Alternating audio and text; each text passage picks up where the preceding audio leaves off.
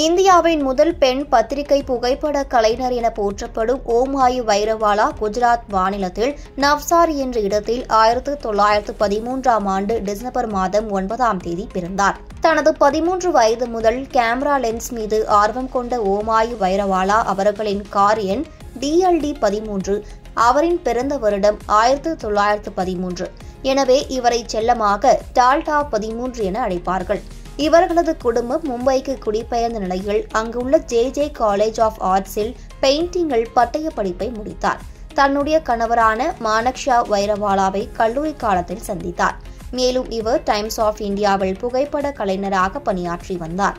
கணவர் மற்றும் அவரது குடும்பத்தார் அளித்த ஊக்கத்தினால் புகழ்பெற்ற பத்திரிகை புகைப்பட கலைஞராக திகழ்ந்தார்.